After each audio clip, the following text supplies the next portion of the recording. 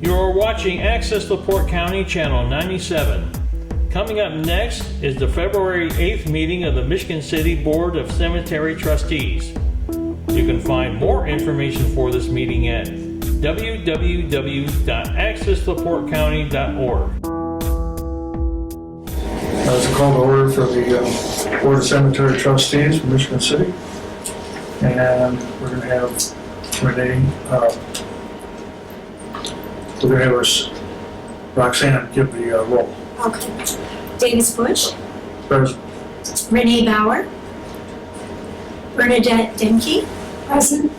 Steve Janis, Here. Vera Gaston, Here. and Pastor Dennis Carroll. Here. So when absent, we have a quorum. Thank you. We'll move on to the approval of minutes. And by voice accepting it to be just fine. All we need is any dissension. Anybody have any problems with the minutes from the last meeting? Then we'll accept them. We'll move right on to the license financial report.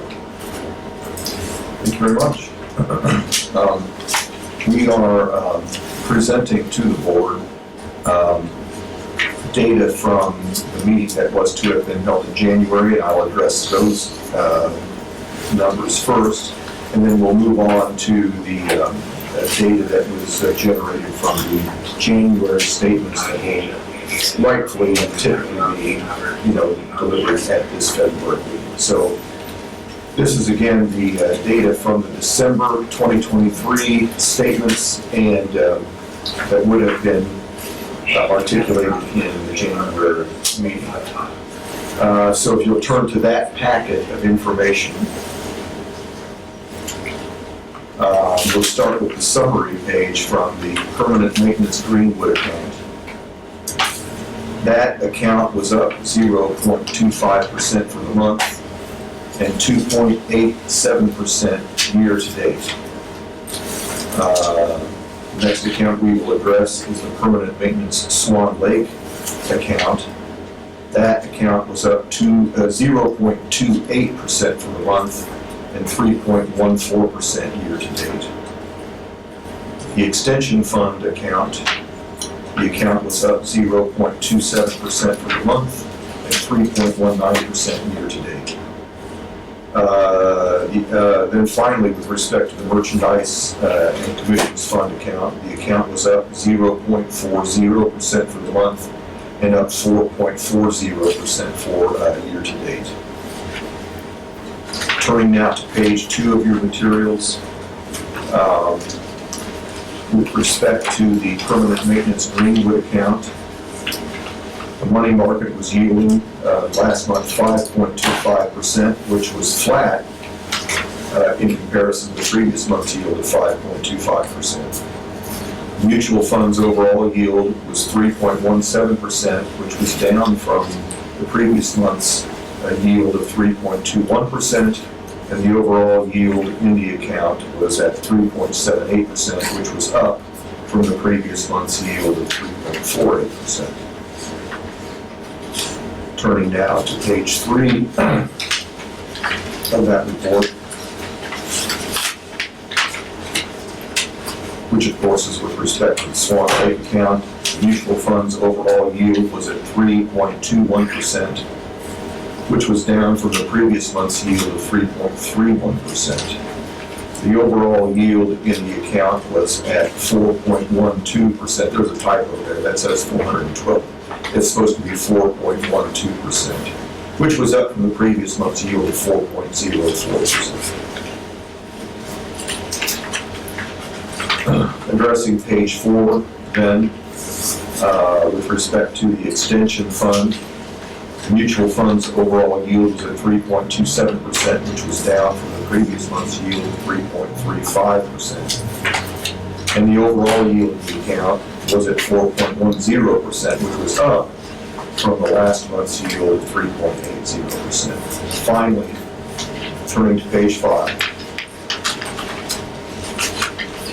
we will take a look at the merchandise fund account. The mutual funds overall yield was at 3.27%, which was down from the previous month's yield of 3.34%. The overall yield in the account, however, was at 4.82%, which was also down from the previous month's yield of 4.89%. So those figures were the figures, again, that would have been delivered in January based upon the December 2023 statements. With respect to the data that is current, and that is to say, based on the January 2024 statements, if you look at the summary page, and first addressing permanent maintenance Greenwood account, the account was up 0.20% for the month and is up 0.20% year to date. The next account that we'll examine is the permanent maintenance Swan Lake account. That account was up 0.28% for the month and 0.28% year to date.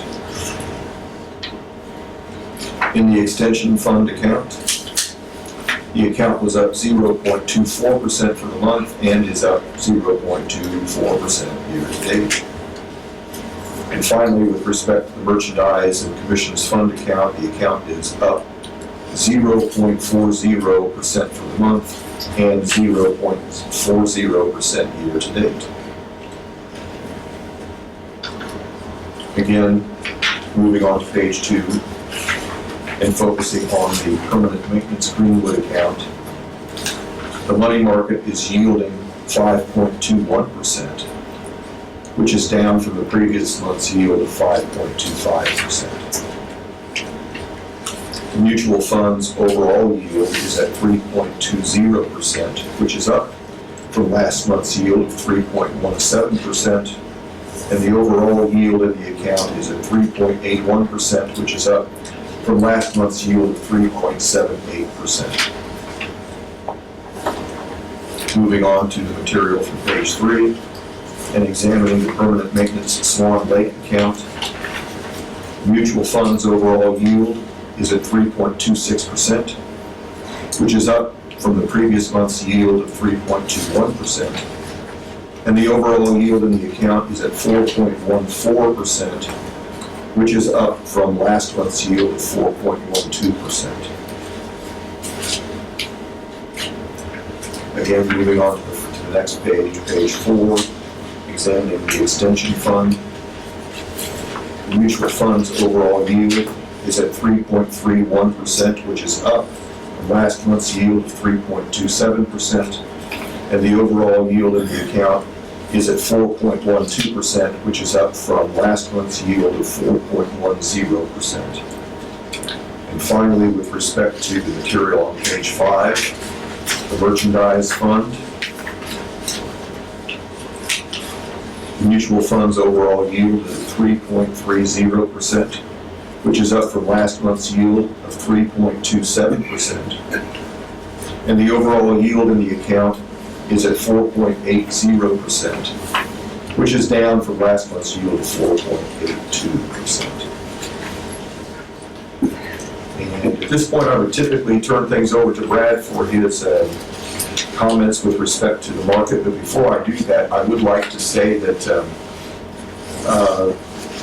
we had ongoing communication with members of the previous board, and specifically Ms. Keating and Mr. Rolfe as well, about scheduling a time when Brad and I could meet with the board and go. There was an expression that some of the data in the statements that we present wasn't clear, that the board wasn't clear about how to interpret the data. And Brad and I were offering the prospect of a meeting where we would sit down with you folks and go through these statements, explain, what the data means and how we use that data to create these reports. And frankly, you'll see that, these reports are, I think some people would consider them to be relatively voluminous, and we could perhaps, be more efficient in terms of our reporting if we were to have a meeting wherein we talked about the data in the statements and maybe put ourselves in a position where we could reduce the book books that we tend to give you for the monthly meetings that we attend. So I just wanted to throw that out there, and perhaps you should expect an email from me in the relative near future suggesting that we schedule something along those lines. I just wanted to throw that out there before I actually made the effort to engage in that communication. So having said all of that, I now will turn things over to Brad so that he can make some comments with respect to the market. Thank you. Sure. And I know we didn't get to meet last month, so I just wanted to give you guys a couple bullet points about 2023 in the markets, kind of where things ended up, and then our outlook for 2024. So the U.S. economy turned out to be pretty resilient in 2023. We had high interest rates, we had inflation, we had geopolitical tensions, labor strikes, all sorts of problems, but the market really chugged along and had a really nice bounce back year when you compare that against 2022. The U.S. stock market was up around 26% in 2023, and the bond market was up over 5%. So we had some really nice returns on both sides, stocks and bonds. Inflation hit a peak of about 9% in the summer of 2022. That came down to in the 3 to 4% range at the end of 2023. So we had a nice reduction in that rate of inflation, which is good to see. That 3 to 4% is still above the Fed's target, which is 2%, but it's definitely headed in the right direction. At the latest Federal Reserve meeting, they maintained their current interest rate. They didn't signal any raise or cuts, they just kind of left it where it was. But they did mention that they need to see inflation continue to come down before they're going to make any rate cuts. So that's still on their radar. Inflation is their number one goal, target right now. Right now, the futures market is expecting 4 to 5 rate cuts in 2024, beginning in the middle of the year. But the sources that we follow feel like that more realistically is probably 2 to 3 rate cuts this year. So that's kind of where we stand. The probability of recession in 2024 is estimated by our sources at about 30%. So that's come down a little bit. So it's not quite as dire as it was maybe last year, some of the predictions. So that you may have heard this soft landing terminology in the news, where the Fed brings down inflation without severely damaging the economy. And that's more likely than any type of recession this year. As far as fixed income rates, we are still over 4% across the board, even if you go out to 5 years. So there's really still some attractive rates across the yield curve. And we're in our portfolios that we manage, we're taking advantage of that by trying to lock in a little bit longer term rates, because we do foresee rates starting to come down this year. I included in the packets here, if you look at this, it's got that big purple block on the front. I wanted to give you guys a summary of where things stand as far as cash balances in each account. I know some of you are just coming into this, this month, but what I have here is a page dedicated to each of the 4 accounts. At the top, I mentioned if the CD has matured recently or not. And then I also will list that current cash balance that's available in the account to invest. So typically when we come to these meetings, we would mention that a CD is maturing or has matured, and then the board would direct us to reinvest those funds as they saw fit. So I just want to let you guys know what the cash balances are in each account right now.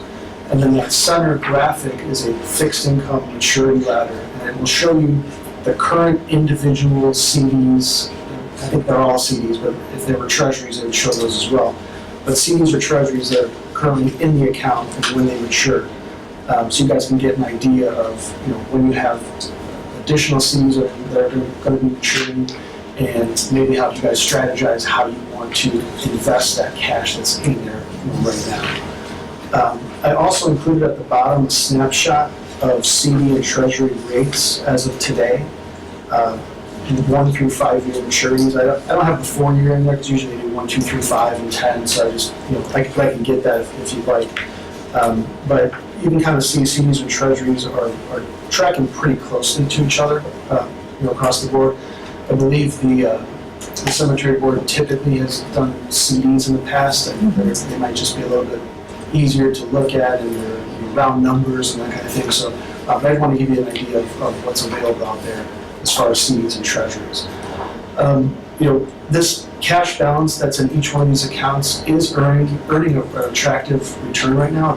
As Aaron mentioned, reports the money market is yielding over 5%. So it's not like this is urgent that it has to be, something has to be done today or tomorrow. But I want to put this in front of the board. Maybe you can discuss this amongst yourselves and decide, how do you want to invest this money. One thing importantly that I'll mention is that cash balance doesn't need to be invested all in one instrument. So, in that first account, Greenwood, we have, current cash balance 211. You could split that into 2 CDs, 4 CDs, 3, however you guys would like to structure that. And that's a lot of times what we do for clients is we create like a CD ladder is what we call it. We'll say, okay, we have maturity 1 year, 2 year, 3 year, 4 year, and we kind of spread out the interest rate risk amongst the different maturities and different yields. So obviously you aren't the advisor on this account, but I just wanted to kind of give you some information to help you guys make a informed decision. So, does anyone have any questions on the markets or even on this packet with the I do. cash balance? Sure. On the staggering of maturity dates and repurchasing, that's a good idea, but we need more information about how that's actually operated. Oh, sure, yeah. So, as an example, this first account in Greenwood, you have a CD that's maturing in 2024. So basically what you would tell me is you would say, okay, let's put in, example, $50,000 into a 2-year CD, which is maturing in 2025, another $50,000 into a 3 or a 4 year, and so on. And you guys can decide how far you want that ladder to go out. And then every year, when something matures, we bring it to the board and say, okay, there's a maturity coming up in a month or 2. How would you like to handle this? Do you need this cash for some project or for some expenses, or should we roll that into another CD at that end of the ladder again? So it's just kind of how you guys want to structure it. But you can structure it any way you want. Really, these CDs, you just have to buy them in $1,000 increments. You could really divide this up however you want. You could have something maturing every 6 months. You could have something maturing every year. It just kind of depends on how you want that to be structured. Is it more expensive for us to do it in smaller amounts? No. I mean, to split? No, it wouldn't affect the yield. It wouldn't affect anything. Or the fees or whatever? No, it wouldn't, not at all. The only thing that I could run across is if we have done all the laddering, and somewhere along the line, we have a whole lot of them coming up due to be returned into another investment all at once. That doesn't sound like a good idea, but it does sound good to ladder them, and we just don't know how at this point to proceed. Sure. Yeah, it's something that definitely discuss it. And like I said, it's not like you're losing money while it's sitting in cash, because that money market rate return is really favorable right now. But we do expect rates to start coming down this year. So, within the next, I would say, month or 2, if you guys can come up with some kind of plan. We can even talk about it if we, like Aaron talked about this meeting that we're going to hopefully schedule to go over the statements we're doing. We can probably talk about it in more detail there, and you can kind of give us your idea of what you want to do. And we can say, yeah, we can structure it this way or that way. And we don't have as much knowledge about these accounts. So, some of these accounts you guys might say you want to do a 2-year or a 3-year ladder for, or the other ones you might say, we can really stretch this out more. We can do 5 years, and we can kind of see, what the purpose of each account and how much liquidity you want to have on a yearly basis. Definitely good. We'll work on it over the next month. Sure. Because that much right now. Yeah, absolutely. It's a lot more, right? Yeah, a lot of stuff going on for sure. So we're gonna This is very helpful. Thank you. Oh, we will. Any other questions from the board? I'll make a motion to accept the financials as presented. I'll make the motion. Do we usually accept these? I'll second. Okay. Very good. Motion's passed. We'll move right on to our bills presented. Payment. The cemetery financial. And cemetery financials. Yes, for December. We just need a motion. Certainly. Thank you, gentlemen. Thank you. Our pleasure.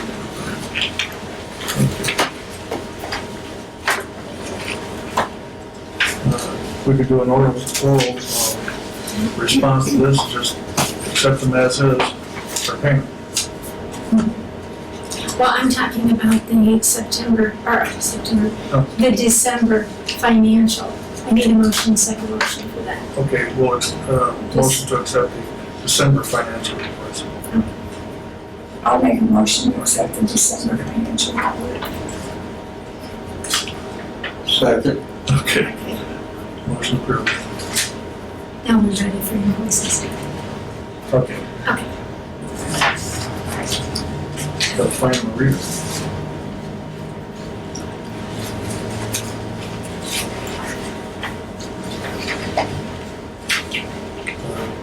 Cemetery payment register, is that correct? Yes, payment register.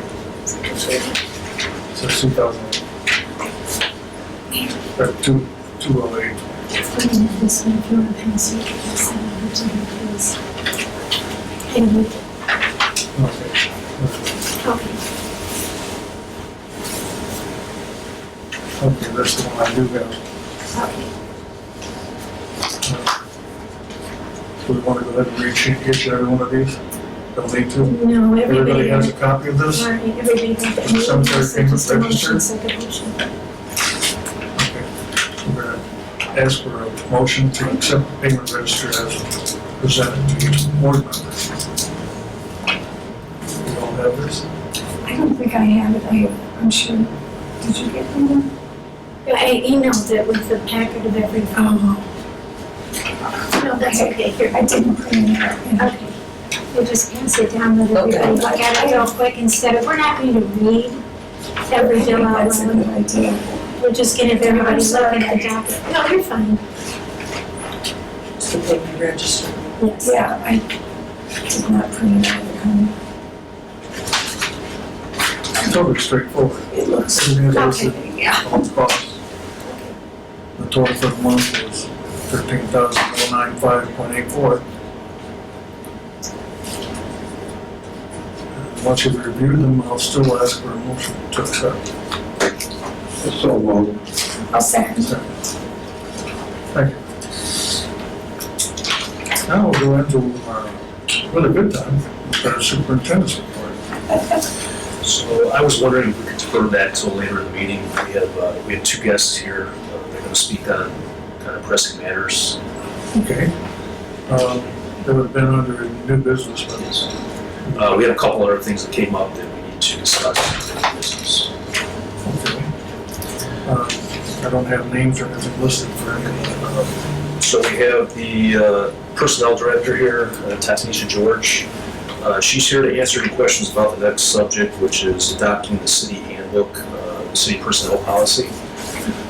Currently, I found when I came into the department, actually before I came into the department, that we have an old, outdated personnel handbook just for the cemetery employees. And it's in conflict with the city's personnel handbook, which the rest of the city operates under. So we're looking for permission, or for you, the board, to adopt the new city handbook. And pretty much the major changes that we would see is the rest of the city gets holidays that we don't get, specifically Martin Luther King Day, Juneteenth, and the 2 election days. In exchange for that, the employees will be giving up their 4 personal days. It's kind of a wash. On most years, there will be a couple years where it doesn't work out even, where we don't have an election, so we'll be given two of those personal days and not being, I guess, reimbursed for, because in those years, you won't get the 4 days that we get now, so. But Ms. George is here to answer any questions you might have about that. And everybody's been presented. We have a copy of the city personnel book with us, along with a copy of the cemetery personnel handbook that is currently being used by the employees. Did you say that's the only conflict? The other issue is that cemetery employees receive a benefit that's not listed in the personnel book for the city, and that would be the clothing allowance. Yes. So Ms. George can probably speak about that, but pretty much this board has an option of adopting a resolution that would adopt that into our policy or be, I guess, an amendment to this or addendum to. Well, actually, it probably would function more as a operating rules for the department, because the city policy doesn't address everything for all departments, because every department has their own niche. So sometimes we can't, we can't oversight everything. So different departments may have their own operating rules. As long as they don't conflict with the city's policy, then they're allowed. So, for example, if the bus department may have a policy about, they can't report to work at a certain time because the buses have to be on the road by a certain hour. Those kind of things, those small things that each department may have, additional rules. As long as they don't conflict with the city's policy, then they're allowed. The resolution can, after speaking with the attorney, the board could process a resolution that specifically addresses the clothing allowance for the employees of the cemetery, for them to have, the $500 and things of that nature too.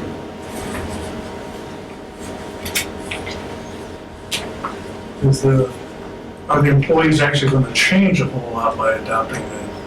Well, this current policy that the cemetery has doesn't address things like COVID. It doesn't have a COVID policy. It doesn't address FMLA, family medical leave policy. It doesn't address things like the drug testing policy. There are some things that the cemetery does do under the city policy that's not actually in their policy. So it would just kind of make things more uniform. Is there any detriment to the employees? We had the 4 personal days so they could float them. If they like to take the day off for that holiday, they may. If they choose not to, and we do have people who need to be buried on holidays, we can move that in or out. I don't know what to do with that. So we did discuss that. The answer to that is that on holidays when we would have to do a burial, if an employee would have to come in during a holiday, that employee would be paid time and a half And they for would that receive their holiday. pay. So And I noticed that in the current policy for the cemetery, I think that specifically says that the employees would be, they would receive compensation for a certain amount of hours that they worked or something like that, but that's not kind of how the city works, so it would be a day for a day. If you're there punching at 8 o'clock, you don't, they're there. Some of the other things that I noticed is that our policy allows for more flexibility with vacation, whereas the cemetery's policy states that employees have to take their vacation time in week increments. We offer more flexibility. We don't necessarily make them take a week at a time if there's a vacation. If you need a day for a vacation, or if you want to take a day after a holiday, we allow employees to do that. So you don't have to just take your whole vacation in that whole entire week. So that flexibility is also there. There's a slight difference in our sick policy compared to the cemetery sick policy, whereas after 1 day of being sick, there has to be a doctor's note presented. We offer the flexibility of after 2 days, you can submit a doctor's note. So there's those small changes that the employees would certainly notice. Okay, well, extended vacations can cause interference because we just don't have a whole pile of employees.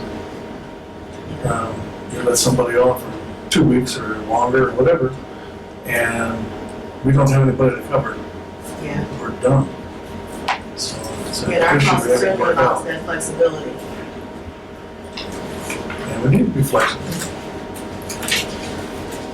There is a written policy for the cemetery? This is, Yeah. Oh, okay. I would just add, in the years where there's not an election, we're not getting those 2 extra holidays. It would be, I looked up before I came down. There are, I think there's a national election year. There's always an election day in November.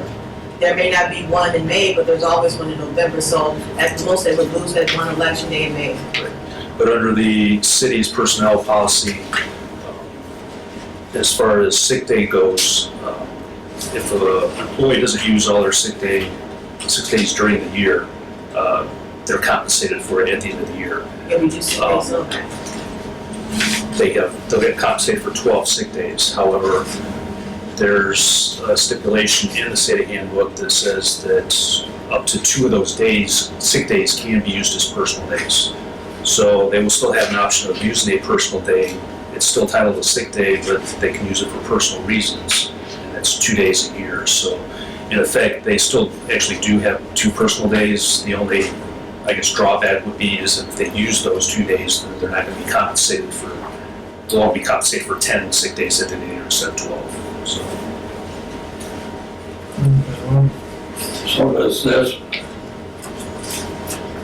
include all the information or all the requirements that you want? Yes, I mean, it just makes things a lot simpler, especially if we ever got into somebody filing a grievance or anything like that. We're operating under the same handbook the rest of the city does, so if there's anything grieved in front of the Board of Works, the Board of Works is already familiar with this handbook. So what is your recommendation? My recommendation would be to accept adopting this. I guess you need to adopt it. So moved to adopt the cemetery work conditions, employee benefits and policies before us. No, Motion second. I'm sorry. You're No, we adopting wanna- the city policy, you're going under the city policy, Steve. You're changing. Yes. Oh, I thought you wanted to keep what you had.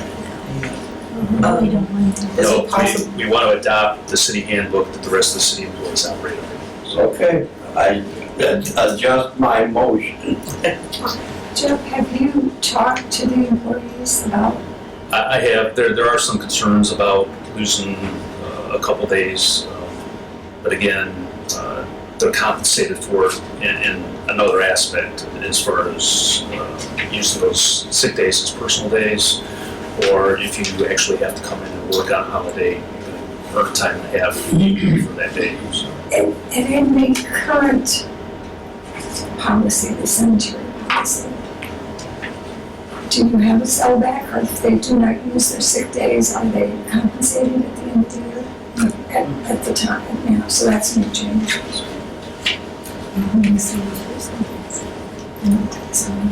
Right, again, as Roxanne mentioned, the only drawback to them would be if they want to use those 2 sick days as personal days, they're in fact funding their own days off because they're not going to get paid for those 2 days at the end of the year.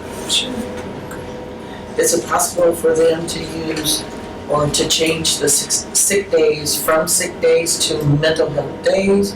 Because I know sometimes some people, they may not actually be sick, but they just need their time off, and so some people feel guilty about calling in and saying, hey, I just need a day. And if they're caught at Walmart or somewhere else, they won't feel guilty about being out somewhere. They just needed to take some time off. That might be a question for Ms. George. My response would be, But the rest of the city's under that rule, so Yeah. all you're doing is adding It just takes a 20 people to it. Just into a different description. If they work for the city, they should go under the rules and regulations. but again, as far as your question about mental health days, as Ms. George explained, that our current policy says that after 1 day or more than 1 day off, you have to have doctor's excuse. Under the city's policy that we would be adopting, you have up to 2 days to take off before you have to furnish a doctor's note. So So that could be utilized it's still, the key word is still health, whether you're sick or, or physically or stressed out or whatever the case may be, so that would still could be considered a sick day. So they would still have to have a doctor's excuse for a mental health day? If they were off more than 2 days, Or if they were on? yeah. But under the current policy now, it's after 1 day. Okay. That already is on the policy.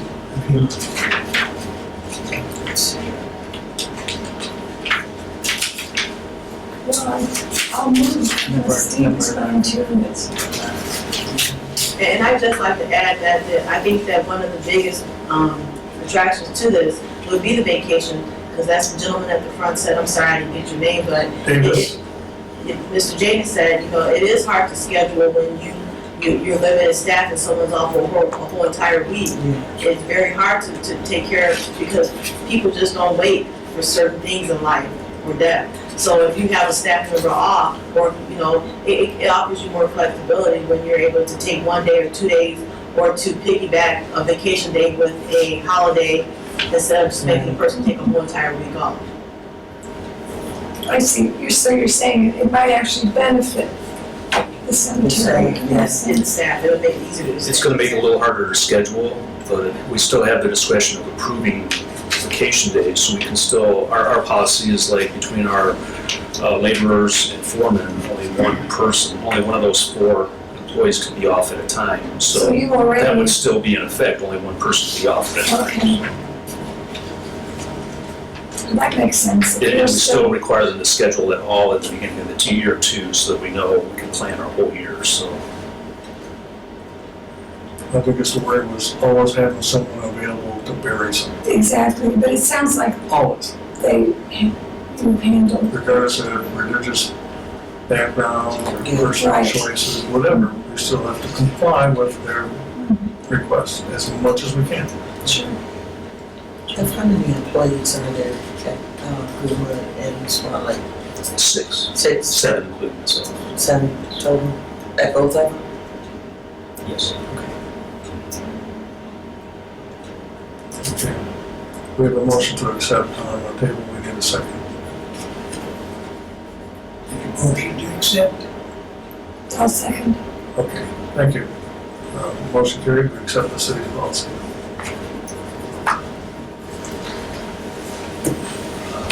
Well, So the next guest we have here, Jeff Wright from Haas and Associates. At the last meeting, the special meeting that we had, this board voted to approve the easement request for the sanitary line. forward. So there's an addition to that, and Mr. Wright can explain it here, but myself and Mr. Wright went out and walked the area that's going to be used as the easement. There's a large amount of what the engineer calls spoilage, which is the dirt that's taken out of the graves that are dug. It's accumulated for as long as the cemetery has been there. It's a huge mountain, thousands of yards of dirt, and half of it sits on top of the easement. So the engineer is asking to adopt this as amendments, I think, or an addendum to the previously approved easement. You want me to talk a little bit? Yes. Okay. We're still asking for the easement the right of entry at this point that you approved at the last meeting. Subsequent to that meeting, the surveyors went out, took all the grade shots, topography and everything. And it turns out that a large portion of your, we call it spoils, your excess material is sitting in the way there. Now it's no trouble for us. They'll have large equipment out there to move it out of the way. But the change is this gray square there at the top. Has everybody got one of these? I don't, A picture? You need a picture? yeah, I left it at home. That's all right. Thank you. I brought it. Anybody else need one? I have one. Okay. Pastor Conley was in. So the change from what we discussed last time is this square right here. This gray square right here.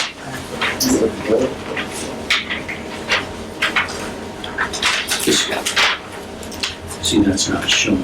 Oh, okay. Only have That's one. not shown. I've already looked at it. Physically.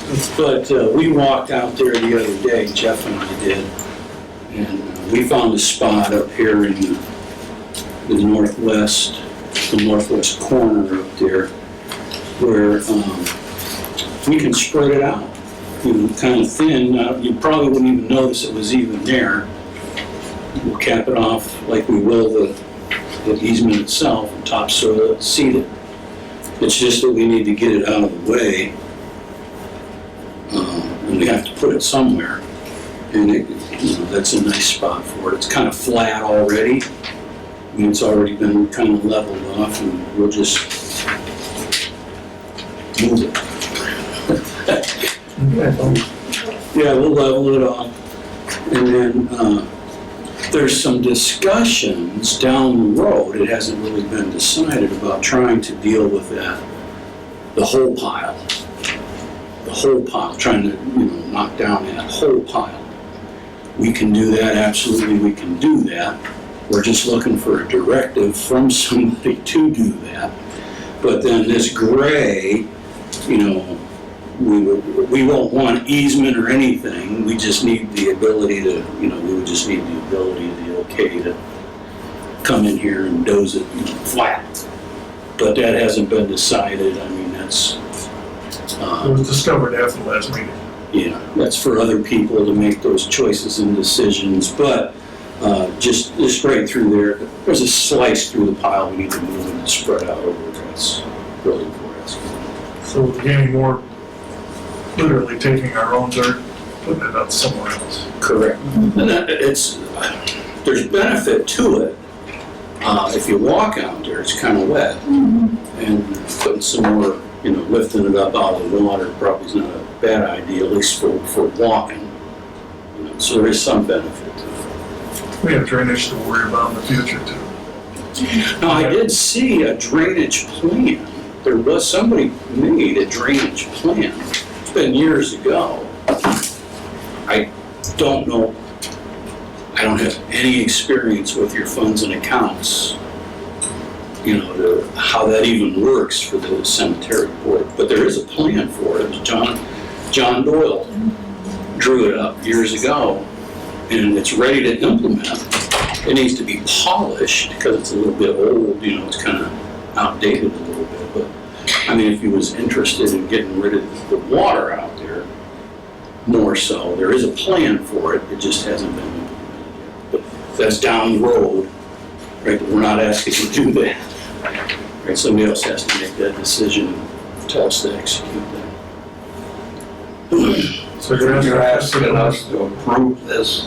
Yes, we would like to have that signed like today if we could. It's already been approved. I mean, this piece has already been approved. The 30-foot, 120-foot easement. Voted on that last time around. And like I say again, the change is the little gray square. We don't want that. It won't be part of an easement. It's not part of the easement. We just need the okay to work there. Will that change that March 21st day, or will it affect it? No. No, you're talking about beaten back. Yeah. Yeah, no, no, Right. no. All right. Nothing changes that day. All right. That's state law. We don't have a All choice. right. Okay, we stop at that Okay. point. We'll make sure that that's safe. Yeah. Okay. You know, they call that little creature the little brown bat. Yeah, that's right. Yeah. Want to Not make the sure big you're brown, safe. the little. Yeah. We had to provide for him. He's endangered. We can't take his home from me because he's just gonna be around here eating the bugs during the summer. That's not a bad thing. But you guys would, I mean, I probably shouldn't even say, but you'd have to do a little lobbying. Right, do a little lobbying and then have us address the thing to do.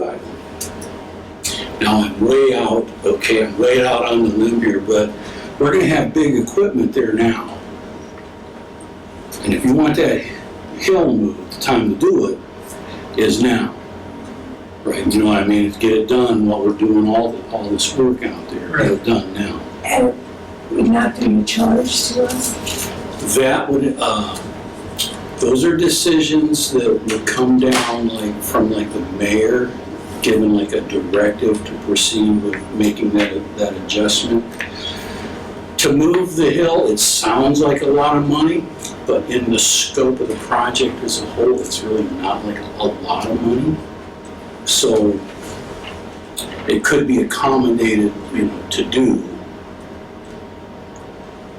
If it's ever gonna get done, it needs to get done. So I'll just say that, okay?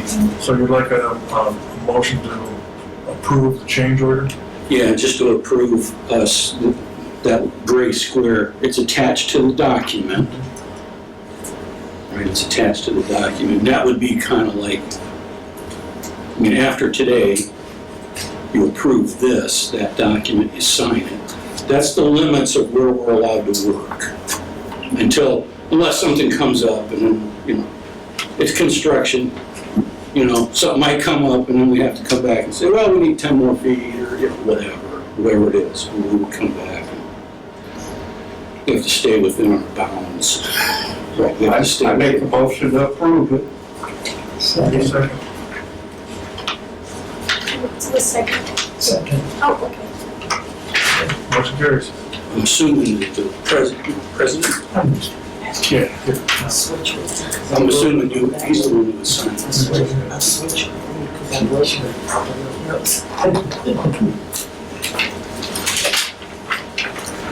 Okay, well, that should be fine. Okay, We just approved the motion to, and a second to move on with the change order. okay. All right. All right, should be happy. And if you turn left along those roads, take extra dirt, push my way. It's okay to move it if we get off a little bit. Okay. Thank you. Thank you, Jeff. You have someone else in back? So we can We'll go to move this. on to the superintendent's report. So to start out with, I just want to commend our employees for their performance during the January 19th snowstorm.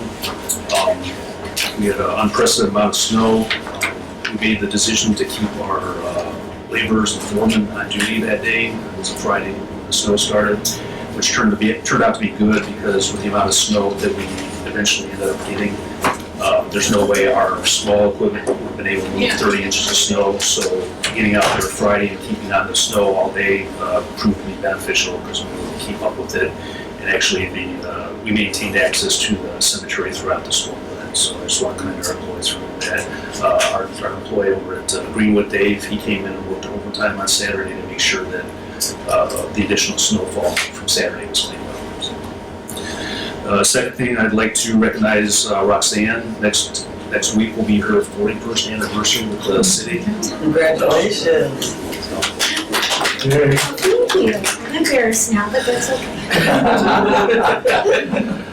I think it was my first or second day on the job. The furnace went out at Swan Lake, so we ended up spending a small fortune. 2 days. It was out for about 2 days, so we'll be getting that bill presented next month. It's a hot water furnace, right? Yes, I will. Okay, so that's the most expensive. And then I would just like to remind the public that our spring cleanup at both cemeteries will start on March 15th and conclude on March 29th. And we'll mention that again at next month's meeting. And the last thing would be that I just want to make this a monthly report here for Greenwood, our burials for last month. 1 cremation, 3 full burials, for a total of 4 burials at Greenwood. And then for Swan Lake, we had 2 cremains and 9 full burials for a total of 11. Excellent. So that was the easy part. So I have a presentation to put on for the board today. My first day with the cemetery, I believe, was around January 15th, so I've only been here about 3 or 4 weeks. I spent the majority of these past few weeks assessing the conditions at both cemeteries. It's disappointing and saddening to see the condition of both of our cemeteries right now. But I just want to emphasize that the condition of our cemeteries that you're going to see on these slides is not the fault of our current employees. We have a great staff of employees that do a tremendous job working with what they've got. You can only do so much with so much money or the age and the condition of our equipment. So this is no knock on our employees that we have right now. They're doing a great job. I'll start with Swan Lake Cemetery. And I know a few of you have already come out for the tour of the cemetery, so So even after this, if you still want to get a first-hand tour of what's out there, I'm more than happy to accommodate any tours anytime. I recommend it if you have the opportunity. I went through it, was very happy with it. And the reason I was very happy with it is because I saw these 25-foot piles of dirt in the way. They're not just little piles. It explains a piece of paper with a gray item on it. That's true, but it doesn't help much if it's a single one. Just spread that out, we'll be good to go. We'll be good there.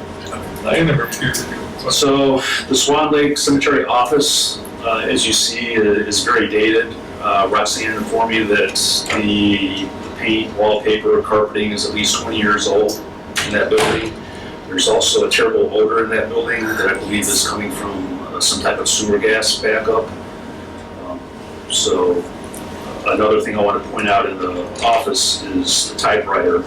We're still doing a lot of our work, the majority of our work on the typewriter. So my plan is to transition all of our forms, records, anything onto the computer.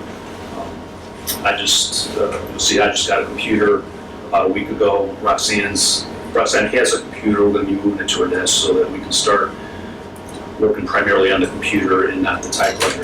Now the typewriter is necessary because our burial records are small cards that we use to record the location of each plot or burial location is still recorded on kind of index cards that are stored in a file system and they're typed up on a typewriter. The corrective action for this is eventually we want to get all of our documents, including forms, agendas, burial records, on the computer. And further down the road, hopefully starting soon, but it's out there because it's a big project, is we want to get all of our burial records computerized so that eventually the public can go online and find the location of a loved one, or they can come out to the cemetery, and if it's after hours, they can walk up to a kiosk and actually punch in the family member's name and find the location of the burial.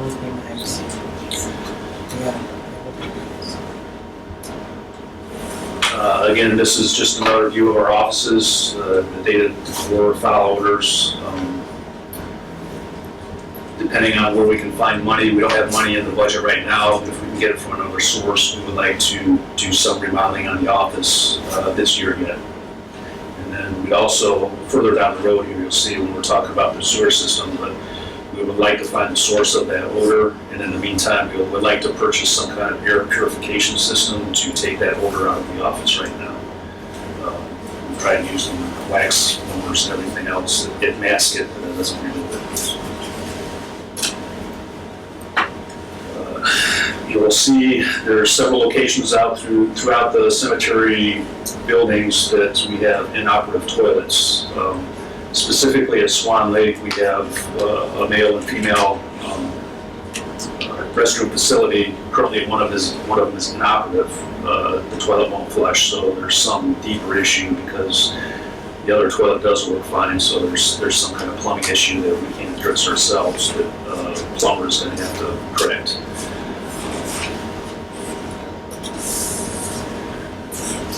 This is one thing I'd like to address this year. I don't think it would be too costly. I think between myself and some of the other employees, we can get the exterior of the office building painted. Right now, it looks terrible. I'm not sure when the last time the exterior was painted, but the paint's flaking off, faded. We're going to try to salvage the windows, because right now the window frames are beginning to decay, but hopefully we can at least get them coated with a new coat of paint so that we can preserve them until we find the funds to purchase new windows, which is probably going to be costly. And we'd also like to rehabilitate the landscaping around the office facility to make it more attractive. The Swan Lake Cemetery garage is another story that's in worse condition than the office building. As you see here, we have, I think, all of the small man doors are inoperative. The locks are broke. We're holding them together with bungees so that they don't blow open. Also, it's an easy target if anybody ever breaks in there. It is something that needs to be fixed this year. Man doors don't cost that much. Our employees inform me that they will be able to replace those themselves, so we wouldn't have a labor cost involved in that. And then there's a lot of cleaning and organization that needs to be done out there too. Like I said, most of the small service doors are either broken, rotted out, weather stripping needs to be replaced around all the doors, including the large overhead doors. The gravel driveway that runs around the back where we access our granite and all the other materials that are stored right now, if you went out there, you wouldn't be able to drive through there because it's a mud hole.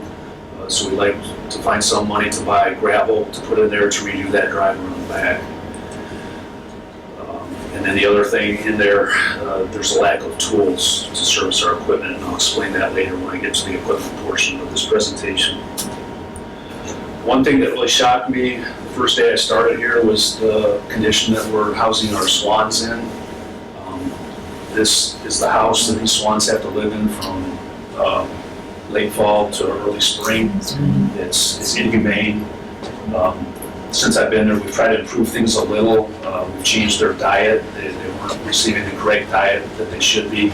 I was in contact with a local citizen that actually raises swans for a living. He directed me on how to provide the correct diet for these swans. I also had our building commissioner, Sue Downs, out there to see if it would be possible to build a larger enclosure for these swans. That probably won't happen until we put the swans back out in the pond.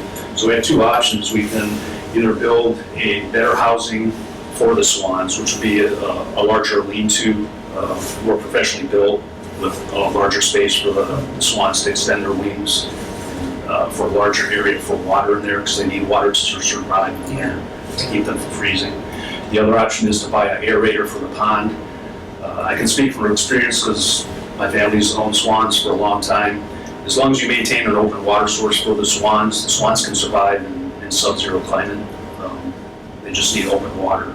That's how they stay warm. So we would either need to build a better enclosure or keep that pond open for them in the winter. So, each way. I have a question, like, during the winter months, has any of the birds ever like gone across the highway or like gone anywhere outside of Swan Lake? During the winter months? Yeah, or at any time, because that's. I know from experience, I've seen them many times before the fence was installed. They would wander out onto the side of the road and sometimes into the highway. But I'm not sure how many years ago, maybe 10 or 15 even. The cemetery installed a chain link fence in front of the pond so that it makes it hard. It's not completely enclosed, but it makes it more difficult for them to wander out onto the highway. So at this point, I don't think that's a problem. Is the public allowed to go over to feed them, the swans? We have signs out there right now that say do not feed the swans, because apparently we've had issues with people bringing food there that shouldn't be given to swans, like popcorn and things like that. But you know what, it would be a good idea, well, I don't know, if they had specific food that swans could eat, that, you know, some of the children or some of the families could, you know, maybe even have a little machine where they could, you know, they have that at the zoos, where they could put money in there and they could have the actual swan food to feed to them. I mean, we can explore that, definitely. It's probably something we need to talk to our insurance company about too, because I'm not sure about the liability of letting the public get that close to the pond. Unless it was a like a little gated fence. Where you could walk into the area of the dock. And that's the only area you can access. Right, that's what I'm thinking. I'm probably better off with the insurance people. Because I think that would make a pleasant experience for some of the families that are out there, that they remember their children or someone feeding the swans out there. All takes money. Huh? All takes some money. So moving on to the Chapel of Chimes, which is the older mausoleum. There are some issues with that. As you can see, the first picture is the driveway, or the sidewalk, which leads from the driveway to the front doors. And as you can see, there's a large dip. I noticed just from witnessing a couple funerals out there that when the caskets are unloaded on the cart, that they're having a hard time getting hung up on in this little dip here, and getting hung up on the edge of the concrete. So we would eventually like to replace this portion of asphalt with concrete to make it level with the driveway. Second thing, and most major thing I noticed at this mausoleum was the water that's sitting around the edge of the building. This, you can't really see it from these pictures, but there's vase holders, expensive vase holders that are in the ground in front of a lot of the crypts out here, and they're all underwater because there's probably about 2 or 3 inches of rainwater that has accumulated between the sidewalk and the building. The other issue with that is when this water freezes, it gets underneath the granite on the side of the building and cracks it. We've repaired it several times, I guess, already. So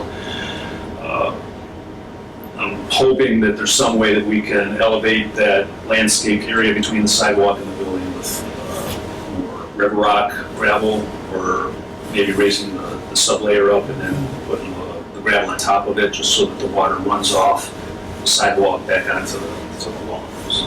But that's something we need to correct this year yet. So this would be the back of the building. The door back here is all steel, and about 1 inch of it is already rusted out. I'm assuming it's an original door, but it's rusted out. The door doesn't secure, so it invites access into our furnace area, and also with the bottom being rusted out so much, wind, rain, leaves blow into that room. So it's something that needs to be secured soon. So this would be one of the first things we need to address too.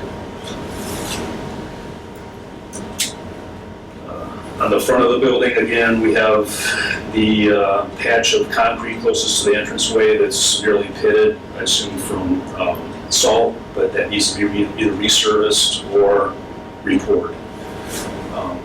Another major issue which we've heard complaints from the public about is the front doors to the mausoleum. There's 2 door stops, so when we bring the caskets in, wheel them in, they're broke, so somebody has to hold it open, or we have to shove a piece of wood or something in there, so this is something minor that needs to be corrected right away. And then another major problem with the front doors is there's weather stripping between the 2 front doors that's completely gone. So there's a gap of about 1/2 inch where rain and snow just blows into the mausoleum.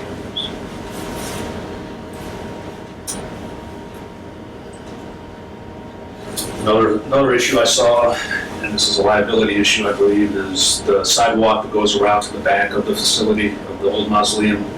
The concrete has settled, so there's about 1 inch gap sometimes where the next panel of sidewalk is raised, and it's a severe trip hazard. So we need to look into possibly hiring a company to raise those pads of concrete so they're all even, or otherwise grind those edges down. The new mausoleum, both these mausoleums are beautiful buildings. They're big buildings. The new mausoleum would be a great facility to honor your loved ones in. The only issue is during the winter, there's no heat in it. So if somebody wants to, if we want to have a service in here because somebody's being entombed in one of the crypts here, we have to have it in the old mausoleum where the heating system does work, and then transport them back to the new one for entombment. The issue, speaking to the employees, number 1, the system doesn't work, and number 2, when it did work, it wasn't sufficient because it's not a gas system. It's what they call air handlers. So it's an electric system, which really isn't designed for our climate, because no matter how high we turn the heat up, it only gets up, I was told, to like 40 degrees or something like that. So this is something that we need to hire a contractor for to probably not just fix, but we'll probably end up having to spend money to replace the whole HVAC system so that we can accommodate, services during cold weather and hot weather. It's just embarrassing that we have this nice building that we can't use during wintertime. The other issue here, we have 3 benches. There's 2 benches in front and 1 bench in back. The wood's all rotted out on. Earlier this week, I had our employees take those out of there. We put them in the garage area, and we're just waiting for funding. Actually, to set up an account in ours so we can go down and buy some wood because we're going to rebuild these benches because they're unsafe and unsightly. And then the other thing is, both of these mausoleums are carpeted. This mausoleum has newer carpeting, so it's not really an issue right now. We don't have carpet shampooers to shampoo none of the employees, even the employees that have been there like 12 years, can remember ever having these carpets shampooed. So we need to, number one, look into purchasing a carpet shampooer that we can share between both cemeteries. And number two, eventually we're gonna go replace the carpeting.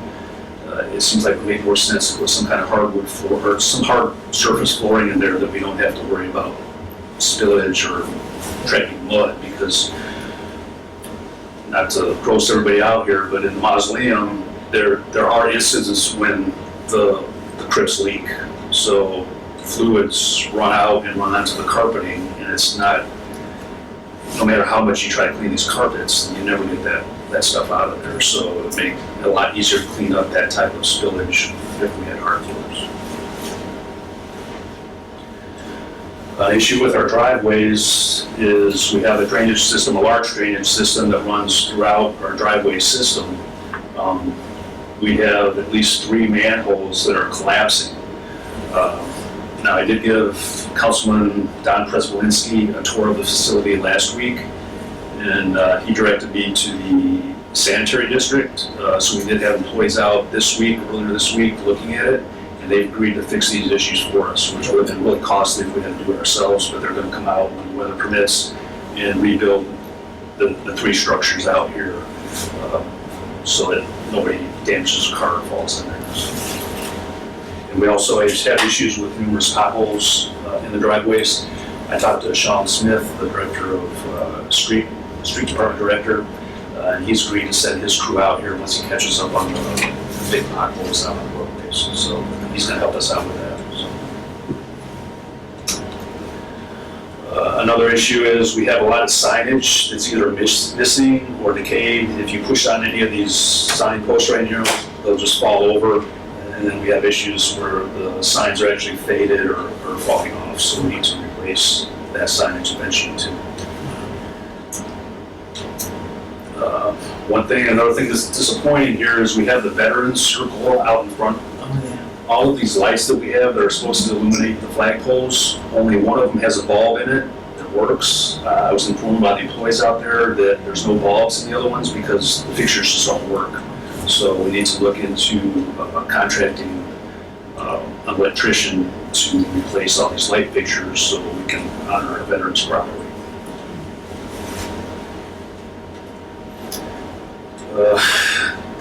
One of the huge issues out here, and it's a long-term fix, as Mr. Wright explained earlier when he was in here, there's severe drainage issues because Swan Lake Cemetery is built on clay. So it retains all its moisture, and the moisture just sits on top.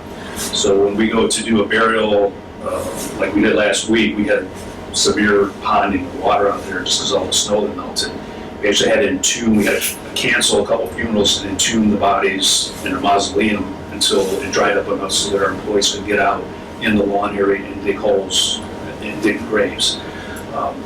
The picture on the far right there that was before I started here, but apparently we tried to do burial when it was severely wet out there, and we almost got stuck, but now that whole area is rutted up, and we're gonna have to spend probably a couple days fixing all those ruts when the weather permits. So eventually we need to come up, it's my understanding that we have at least 1 or 2 gardens out there, burial gardens that do have drainage. We need to look at installing drainage throughout the cemetery before we actually start filling up some other sections that we don't use, because it's a lot easier to put those drainage systems in when there's no graves out there. But that's something long-term that's going to cost a lot of money, but we need to start planning for it.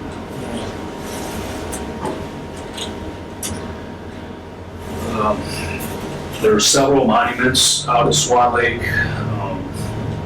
All of the ones I looked at, except for the bell tower. The bell tower still looks like it's in good condition, but the monuments are in severe need of rehabbing. The concrete's breaking apart. There's water getting in the cracks that already exist. There's large portions of the foundations, the brick foundations, that are getting ready to collapse. So eventually we're going to have to find some source of income or funding so we can hire a mason and rebuild the foundations of all these, specifically the Good Shepherd monuments, the Christus, and then Roxanne, what's the last one? Across the the reservation. Cross of Resurrection Monument.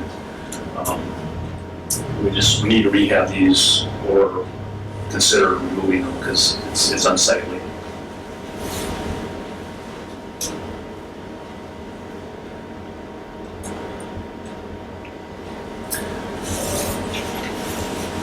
Like I said, besides all the other issues I've shown you, there's future long-term decisions that need to be made about some other issues that we have out there, specifically the fact that we operate on a propane heat system out here because we don't have NIPSCO gas, so we need to consider eventually running NIPSCO to all the buildings. We don't have sewer or water, so we're on a well system, and we're also on septic tanks, so when it rains, because the water table out there is so high, the toilets don't work in the office area. So long-term, and again, the project that's coming through here that this board approved at the last meeting, the sewer extension to the annexed area of the city, hopefully we'll be able to hook into that eventually and at least solve our sewer problems. One thing I will note, I don't have in this presentation, is that, like I say, we're using propane gas right now. One of the OSHA issues that we're looking into that we were advised of last year was the condition of our propane tanks in all 3 buildings. This week, we found out, number one, that we're paying over $5 a gallon for this propane through AmeriGas right now. We checked into it, we can get gas from coal lines for $2.09 right now, so we can cut our heating bills in half. So I think Monday, Coal Lines is going to come out and drop their tanks, and then have the AmeriGas service canceled. Greenwood Cemetery. Greenwood Cemetery is not in nearly as bad shape as Swan Lake. I attributed a lot of that to our maintenance foreman, Dave. Dave does an excellent job of caring for the equipment and caring for the grounds out there. Greenwood, for the new members, is pretty much full, so we don't have, that's why we don't have as many burials at Greenwood, because there's no more plots to be sold. We still have some niches, I think, and maybe some space in the mausoleum. But there's no more income from Greenwood, basically, because it's filled up. So from this point on, Greenwood's always going to be an expense for the city to maintain. So we're never going to recoup any more money out of that facility. So, but we're still obligated to treat it in good condition so that the family members don't become upset that it falls into disrepair. But again, the office facility at Greenwood was remodeled the same year that Swan Lake was, I believe, and it's dated. The carpet's stained. There's leaks in there. All that needs to be addressed. As in Swan Lake, there's restrooms that are out of order. So the women's restroom that is available if we were to hire a seasonal female employee. They have no female facilities for that person right now, so we need to get those fixed. The small man doors, as over at Swan Lake Garage, are all rotted. We have them taped up with duct tape, which is very unsightly. It needs to be fixed. We no longer have a microwave or coffee maker. I'd like to get those amenities for especially when we have seasonal employees come in the summer, so this is their break room right here, so that they have an adequate area to take their lunch breaks. The mausoleum at Greenwood has got some issues. The number one would be the landscaping out in front just needs to be pulled out. We need to start over with that. I don't know if it's the original landscaping, but most of the bushes are dead or decaying. The timbers outside are rotted, exposing large rusty nails that somebody could come along and sit on or puncture themselves, so all that needs to be replaced. The doors, again, like over at Swan Lake, you see the light between both sets of entrance doors. That's just an area where wind and rain blow in there and damage the carpeting. The carpeting in Greenwood Mausoleum is pretty much shot. I'll get that in a minute. This is something we need to consider replacing this year. It's probably going to cost some money. These are the two skylights above the lectern that's in there. At first I thought it was some kind of paint or something. That's actually a fungus that's growing in between the two thermal panes of the sky glass up there. So I don't think there's no salvaging this. I think we're gonna end up having to replace these two skylights. The stained glass window on the front, it's hard to see here, but that's actually duct tape covering a piece of the stained glass that has fallen out and been stolen or lost. So we need to find some way of fixing that because that's unsightly. As I stated, the carpet inside is stained and worn. I don't know when the last time it was replaced, but of all the mausoleums, this would be the first one that I would consider replacing the floor and putting the hardwood flooring or hard surface flooring. Again, we have pothole issues out there, which Sean will address. Getting to the equipment, this is what I found most disturbing.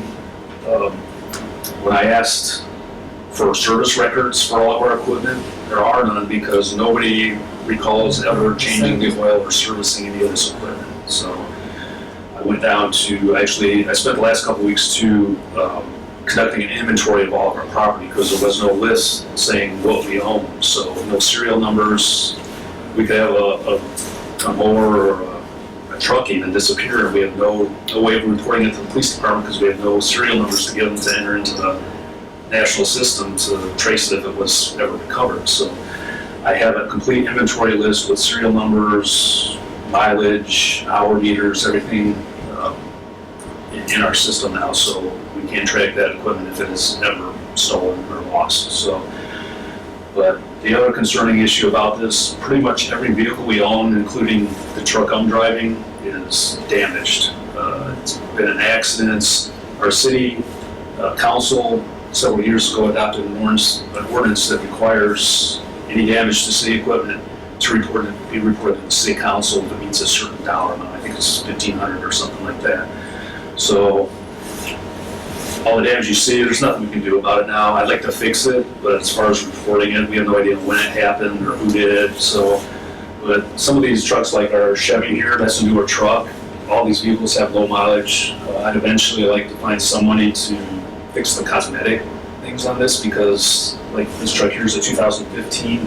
We're probably gonna have it another 10 years. I just hate to drive something around that long because you get seasonal employees or other employees who see the condition of the equipment we have now and think it's no big deal. They don't have to treat it good. I want us to take pride in the equipment that we have because it costs a lot of money. We have a backhoe here that nobody knows when the last time it was started or ran. These case backhoes are an expensive piece of equipment. I looked into the records and we spent about $64,000 a piece on these backhoes. I'd like to get them up and running so we have a backup backhoe at each location. The center bottom picture here, we have a large leaf vacuum that we don't use anymore. It looks brand new if you take that tarp off of it, but we don't use it because it doesn't run. And I think it's something minor that we can get fixed. I did talk to Mr. Gramachik, the new central maintenance director. He's going to be, for some reason, we stopped taking our vehicles to central maintenance because of some kind of dispute years ago. So that's why this stuff hasn't gotten maintained. Mr. Gramachik has agreed to service our larger equipment, like our trucks and possibly our backhoes. So that's going to eliminate some costs for us because we don't have to worry about buying oil and filters for that stuff. So actually, this truck here I have scheduled to go in tomorrow morning for its first service. So we have, I think, 4 of the nice Kubota zero-turn mowers. Those are like top of the line, most expensive industrial mower you can buy. With this COVID money a couple years ago, we ordered 4, so we're using those 4, but we still have the other 4 that we used before that we're still in running condition, but for some reason, we're now stripping parts off of them to fix our new mowers. I don't think too many parts have been stripped off of them yet, so I want to try to get those other 4 Kubotas running so we have backups, because they're still nice units, so that's a long-term plan. This pickup here, I think, is our newest unit. It's 2018.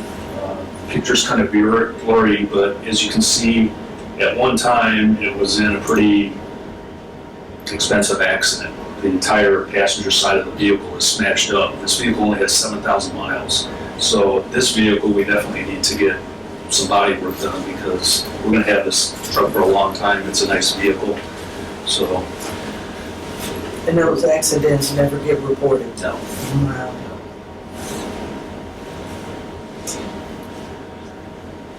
So like I said, nearly every vehicle in our fleet has some kind of damage that's unexplained and was never fixed. There's no service records for any of our equipment.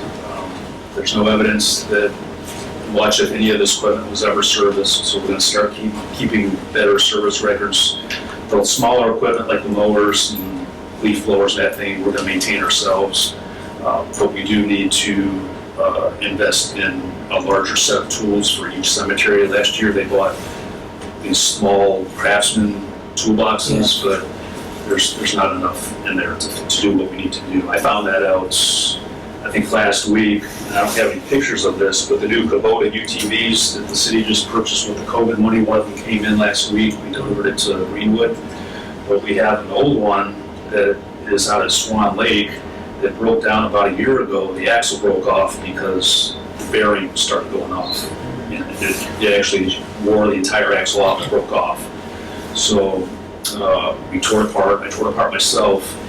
Went and ordered the parts, so we should have that one running next week, I hope. But that's still a good unit for out of Swan Lake, because Swan Lake equipment gets tore up, or it gets abused a little more out there because there's so much clay out there. They're always running through mud, so we like to use that one. So there's a list of equipment here that's, I have a whole list of equipment that I'd like to use as examples of what we need to purchase in the future. I'm not gonna go through that today, but there's a list here of stuff we need immediately. The first item, and I'll show you another slide here, is our casket lowering device at Swan Lake Cemetery. We have a device that rolls over the gravesite, and it lowers the casket into the ground. Before I started here, I was told by the public that when you get in there, that's the first thing you need to replace. And I talked to the employees, and they agreed, because it's broke, it's not functioning. When you lower a casket into the ground, it starts tilting, and there's been a couple occasions where we almost lost the casket off this device. I got a couple estimates. The cheapest estimate is $11,000. So I'm going to be asking the board for money from somewhere to make that purchase immediately. The other items are smaller ticket items. The carpet vacuums, I'd like to get a decent carpet vacuum for each cemetery. Right now, we're just using cheap, broken vacuums. A carpet cleaner that we could share between both cemeteries. 2 sets of larger hand tools that we can use to start servicing the equipment. We need a floor jack at Swan Lake. I'd like to get a pressure washer for Swan Lake. I don't think Greenwood needs it. They don't have clay out there, so that can be washed off with garden hoses, but we need a pressure washer to wash off this sticky mud out at Swan Lake. I'd like to get 2 hand augers. When we do an ash burial, the employees have to dig a hole by hand, a round hole.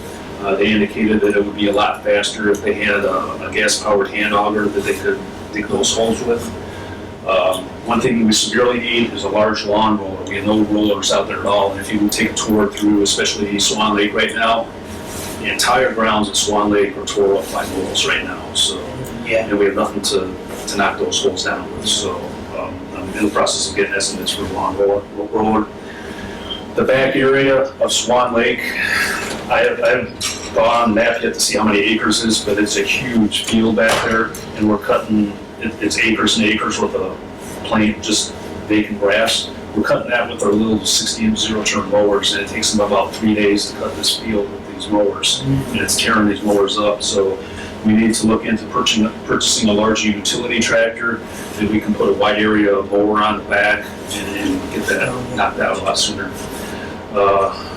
One other thing, I've got an estimate for this already. We need a trailer at Swan Lake. We have track mats, and they're mats that the equipment runs on. We throw it on, especially during the wet seasons, so that we don't get our equipment stuck. It prevents the ruts in the grass. These things weigh about 50 pounds a piece. I think we have about 45 panels of this stuff.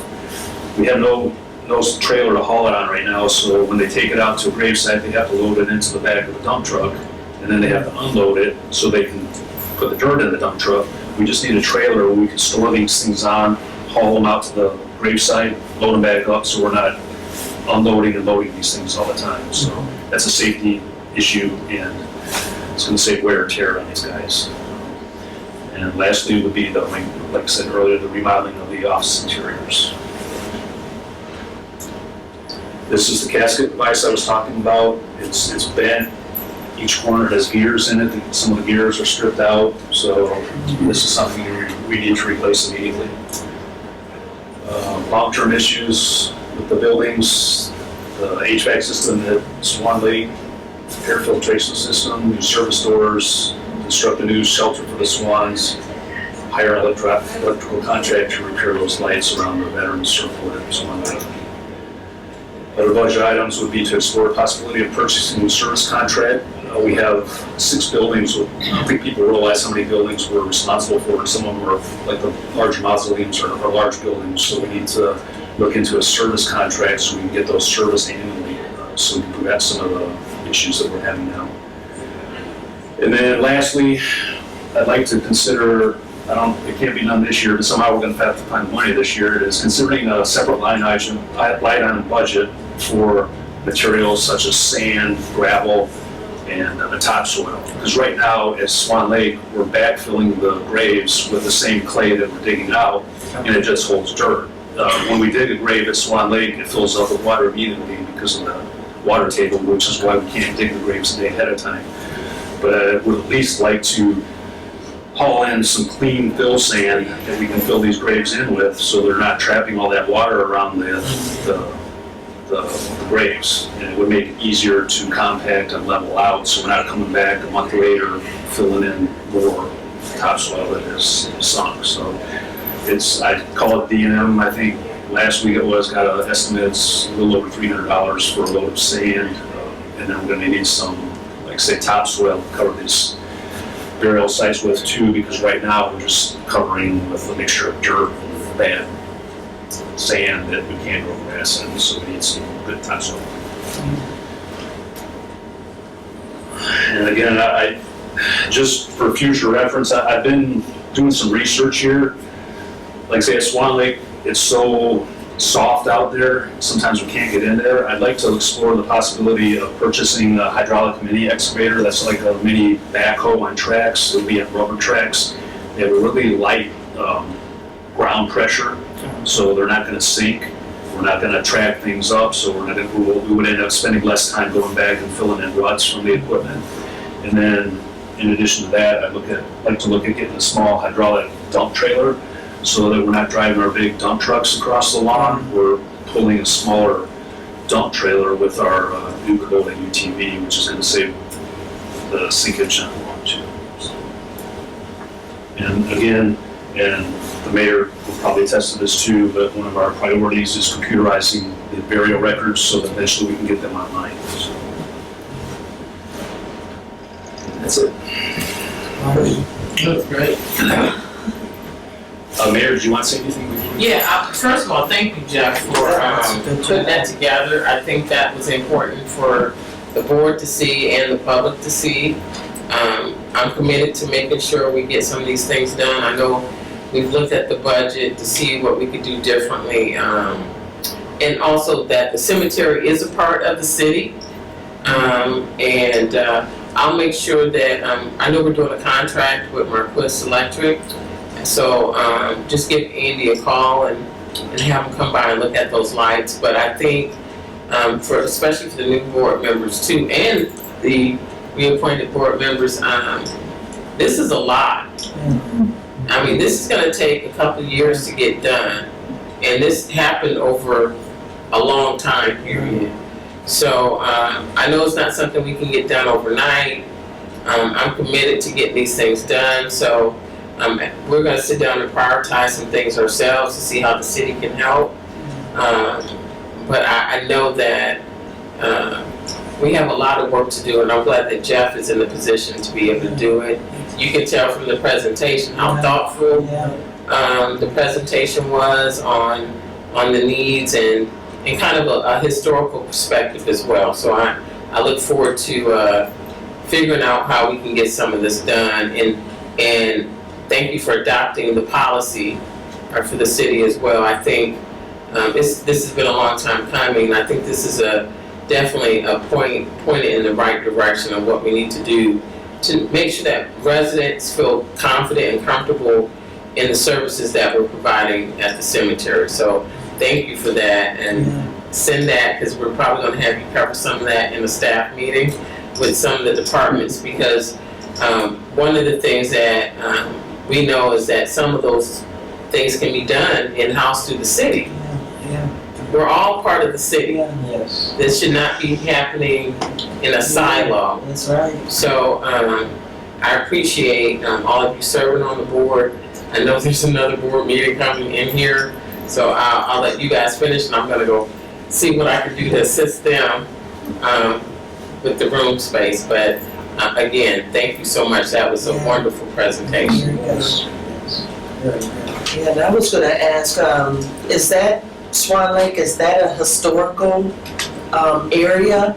It's not considered, it's not any of our You historical. know, Okay, that's- because that's what I was thinking, if it's a historical area, if we were to get some additional funding, you know, will we be able to like tear the whole building down and rebuild it, or, I know for a fact it's not, the city has 2 historical districts, and it's not in either one of those. Okay. So there wouldn't be anything preventing us from tearing that building down. Okay. And then the other one is, how would we be able to do, I know the mayor was suggesting that, you know, there's something that we could do collectively in the city to get things done, but what about like fundraisers, or, you know, because if the city is aware that this is going on, now I've been out there to Swan Lake several times, and some of those things you just don't pay attention to. You don't stop. You just drive down the pathway, and maybe you may notice a thing or two, but I mean, some of the details that you pointed out is like, wow, that was eye-opening, you know, and you don't think about those things, you know? I went out there and I did the tour like Davis got, and it looks much better on the slide. You picked a sunny day, I mean, Yeah, it's much worse in person. yeah, I can imagine. I've got one question that's, I don't know much about the grounds, but I know I can't walk through to see any of my folks there or myself, Yeah, you know, go around that, because there's so many. I know Yeah. that it's something that's under the ground, it's moles or whatever. And is there anything that's being done to, I think you might have answered that question. I'm not sure. As far as the molehills you're talking about? Yes, So, there's so many of them out there. so we do have a brand new spreader, commercial lawn spreader that you stand on. But it's never been used because apparently they bought it and then they found out how much the chemical was gonna cost to spread out there that deters the moles. And then the other issue is we might have an issue with the person who operates it. I think they would need to be licensed to apply chemicals to the lawn, so it's something I'm gonna look into definitely, but I still would like to purchase that roller just to knock these things down. I see so many people trying to, that are on walkers, that are on wheelchairs, that are in my shape, that are trying to get out there. yeah. And there's no way we can do it, but thank you. Access is key when you have loved ones visiting a tree. That's right. I'll make the motion to adjourn. That was quick. Well, we don't have any public comment? Guess not. No. No, I told you no. I thought that was a wonderful presentation. You Thank you so did a much. great job. We're gonna need a prayer on that one too. Yeah. Did somebody second that to end the meeting?